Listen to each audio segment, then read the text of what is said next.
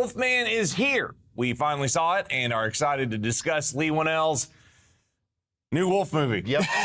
his second Universal monster that he's got to work with, and it was something. It was something. It was, ultimately, I think it was a good movie with zero surprises. Yeah, it was different than I thought it was going to be, for sure. The trailer made me think it was going to be a little bit more different than what the actual film was, but it wasn't a bad thing. That's very interesting because to me, the film was exactly what the trailer was top to bottom, and that's why I had an issue with it. Because I went in thinking, oh man, the trailer saved so much for us. When in fact, the trailer showed us just about everything the movie had to offer. I think the trailer's misleading, personally. How's that? Because I feel that the trailer was preparing you for a really interesting and cool way to have a werewolf like transform, and in the film you don't really get that at all. I think that's the issue with how it handles the transformation. Yes. But, so Leigh Whannell is making his werewolf movie, and it's definitely the most. I would say it's like the most grounded. Yeah, it's the most realistic, I guess you could say. I guess it's. Yeah, I think it's the most realistic a werewolf movie is really gonna get. Yeah. From a like contemporary standpoint.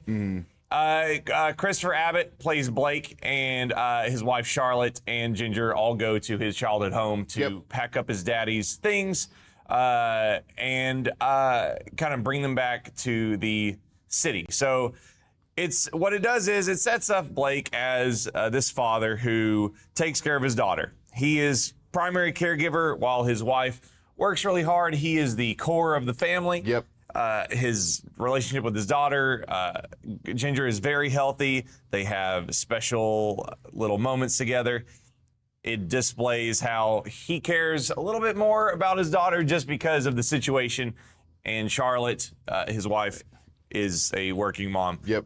And immediately I'm like, this is going to be so great, because what we're going to do is we're going to take these three characters and we're going to put them in a dynamic where the core of the family is removed. Yeah. Right? So early on in the movie, when it sets this up and then they go on the trip, I look at Grayson and I'm like, okay, Leigh, the setup is perfect. This is because we know from the trailer the dad is going to turn into a werewolf. And I was extremely excited for this dynamic of kid hates mom, kid tries to protect dad werewolf, and then the mom and the kid would have to come together and that would be like some kind of character transformation. Like the tension is so ripe for this estranged mom and daughter dynamic, and then they have to dispose of or deal with the fact that the core of their entire family is imploding. I was almost expecting a Evil Dead-like film to come from this, as in them being stuck inside of a cabin with something and trying to find a way to get out of it. Really? That's what I was getting from the trailer. Man, that's wild. Because the way that it's set up is, I thought that at some point they were going to chain him in the basement. And he was going to be down there, and then the main transformation was going to happen, and it was them having to deal with getting away from him somehow. Yeah. So that is not what happens at all. No, so, not even close. In their trip, they meet Derek, who is an old childhood friend of Blake's. Yeah. Derek and the family are going to the house. There's a werewolf man in the way. He's fodder. He's fodder. He's slaughtered. But again, we don't really care. We just want to get to this isolated family. Blake is infected by this werewolf virus of some kind, as we know from the trailer. And I think that's where like it being grounded in realism is really effective and good. It's like ultimately the werewolf aspect of this movie is it's like a zombie or monster-like change that happens, and he doesn't just turn in this ultimate sequence like we see in The Howling or like we see in American Werewolf. It's it's not like, it's a very slow burn, body horror light process that he goes through. It's definitely the lightest of any werewolf movie for sure. Yeah, it's not like, and that's because ultimately the creature design in this is not a wolf monster.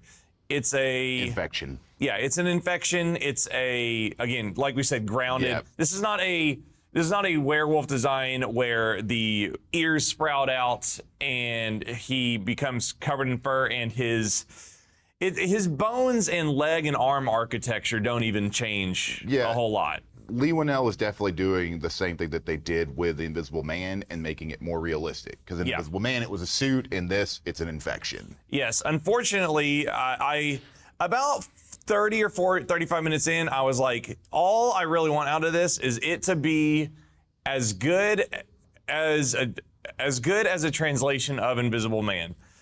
I think when I'm going into a werewolf movie, even like American Werewolf in London, like it's a 9. Yeah. Like even the most masterclass werewolf movies, it's goofy. Like they kind of have to be in a way. Yeah, and that's why I was so excited for this because it looked like it wasn't gonna be goofy. And it wasn't necessarily, but even walking into this, I was like, even at this movie's best, it's not gonna be that good because wolfmen don't scare me, right? Yeah. The body horror is my favorite part about these movies. For sure. And with that, since there isn't a big transformation, what they do is they kind of spread the transformation over the course of, the hour or so it takes to get there. We do have a couple of really cool parts. There's no doubt about it. Oh yeah, there's 3 really good scenes in this film. Yeah, I think my favorite part about the whole scene is there a scene where Blake is hearing a werewolf on the roof. Yeah. And it's rumbling and it's galloping around and he's freaking out. And he's like, I gotta go check this out because this thing's gonna get inside. He investigates the house a little bit and he opens a closet. And as a viewer, you're like, how would a werewolf be making exactly? Yeah. And it is super effective and the sound design's awesome. And he sees a single spider just walking very slowly up the wall. But to his wolfman ears, it sounds like galloping because all the legs are hitting like da-da-da-da-da-da. Yep. And it is like, doo, doo, doo, doo, doo, and he's freaking out, right? So there's little beads like that over the course of the hour that, we get of slow morphing. My favorite part is as he's transforming, how he can't understand anybody anymore. Yes. Which is really cool because they never go into that in werewolf films. But in this one, he gets to a point to where it's cool because they go into his perspective and they go into her perspective. So you get a switch on both sides, which is really cool in this movie because they do it multiple times. They do like a slight werewolf vision too, and I think my favorite part is they make his family's eyes and his look these light, monstrous orbs, and then he can see the blood and vascularity in their faces. Yeah. It's like he can sense where the good stuff is. So it's really neat to see all these things that you don't really get to see in werewolf films. So I really appreciated that. There were other things in it that I was like, I wish this would go a little bit longer. So the main thing that you get in there is that you do have one werewolf outside and you have Blake who is inside slowly transforming. Yep, ticking time clock right there. So you have a scene to where the family is like, we have to get out of here. Blake is changing. He's changing fast. We have to get him some help. And before we go any further, the mother picks up on what's happening very quickly. Which she should. I mean, it's very apparent something bad's happening. They do get chased inside, right? Yes. And so she picks up very quickly there is no idiocy in this movie. Nobody does anything wrong or nobody makes any mistakes, right? The mom's very smart. The girl is charming and does her job as being scared, but the mother is doing a good job of handling the dynamic of what's happening. But so they finally realize we got to get out of here. Our best shot is a truck that's outside. She had seen keys in the basement, and there's a battery down there to jumpstart it. They go out there, they get it started, and this kicks off like the big section of where, okay, the other werewolf is going to be on scene a lot more now. This scene is really cool. I really enjoyed it. It's about probably about 5 to 10 minutes long of them just doing like a cat and mouse chase. The dynamics. And you still have Blake, who is half transformed, but he's still half there. Still scared. Yes, he's still scared, but he knows that, hey, I can do something to get him away from my family. And it's really heartbreaking because it is like, you know, as the viewer right now, that he knows who his wife and daughter are. He can't understand what they're saying, but he knows they're afraid, and he knows he obviously knows there's another creature. Especially his daughter. Yes. His wife is kind of there, but it's mainly like he knows who his daughter Yeah. is no matter what. So you get this part after they get chased out of the truck, they get stuck on top of this greenhouse, which is an amazing shot in the movie. Yeah. And then they run off, and then for the next like 10 to 15 minutes, you kind of have like he's changing, they're having to deal with it. He's, coming to terms with, I need to get myself away from y'all. And then the other werewolf from outside is back in the house, and there's another fight. In my head, I'm like, okay, cool. This is where everything's going to start splitting, and you're going to have, Blake's werewolf versus this other werewolf, and it's going to be like these different spots throughout this area going on. Yeah. Instead of what we got, which is Blake werewolf versus the other werewolf in the house for about 2 minutes, and the other werewolf is done. Yeah, because It's just out. Because once you're there, there's an interesting dynamic of there could have been an interesting dynamic of, we can't go outside, we can't stay inside. How do we deal with this? Yes, and so it adds a fourth dimension to I guess kind of the trapped in the cabin movie Grayson was hoping for, and it shifts into a more like, okay, we're safe until he changes into a werewolf. Exactly. There's no threat from the outside. After that first change happens, I was really hoping for other wolves to come. I was too, because there has to be another wolf because of what the twist is. Exactly. I won't say it. I'll let y'all see it. Yeah. But with what the twist has, there has to be something else out there. Yep. So I was hoping, like you said, that there was going to be like maybe 2 or 3 of them that were outside just kind of like circling around the house. Yeah, and I think that ultimately that's where, like,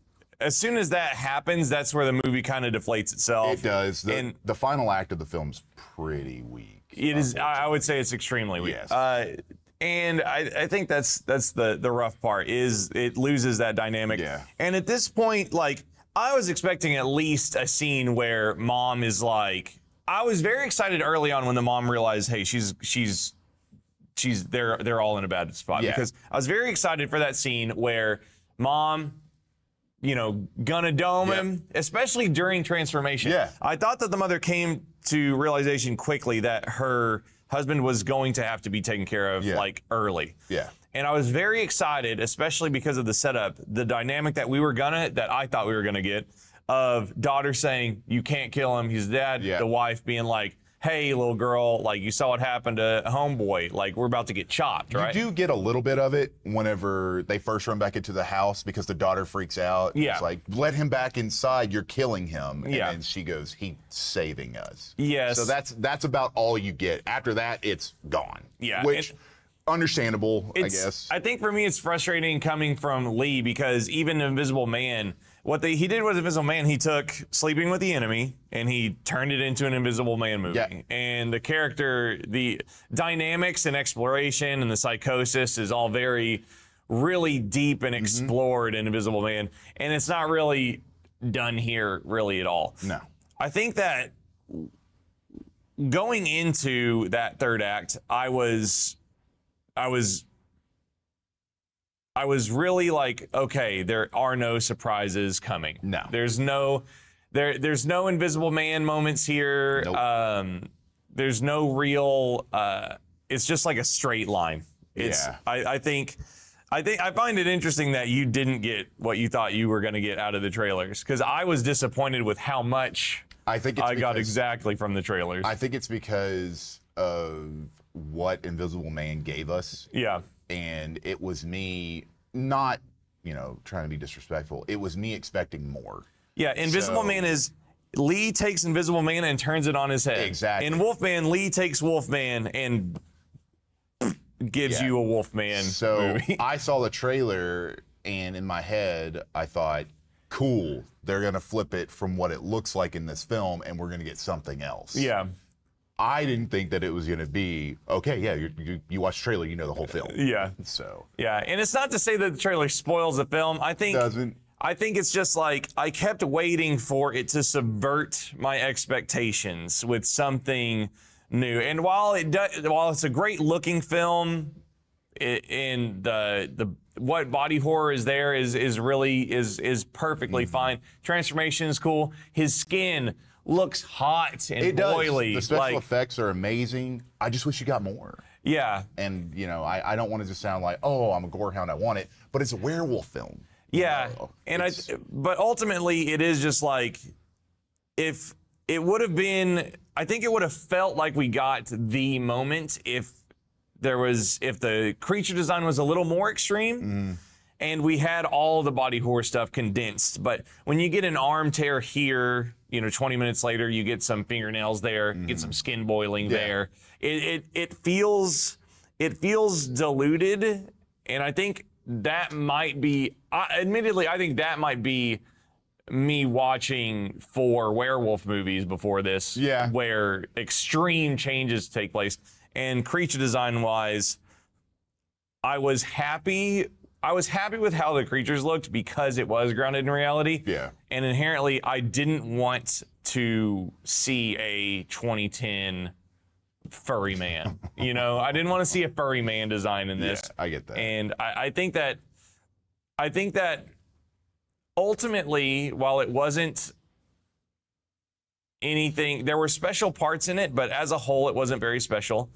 I think that this is probably as good as a Wolfman movie as I'm ever going to see that's not Paris or The Howling. London.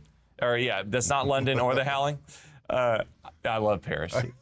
But it's still, and with that, I said earlier, even if it was a 10, it's not going to be that good. So if it's getting as close as it can, it still is not that special of a movie. It's not, like, at least there's chemistry with the family. You know? And that's my main giveaway to this, is that they all act very well together. And there are some heartbreaking moments in it. Like, it will make you feel, but it's just, the groundwork's there. It can't pull it off with what they have. And I almost feel like the thing that hurts it the most is the new way that they do the wolf, sadly.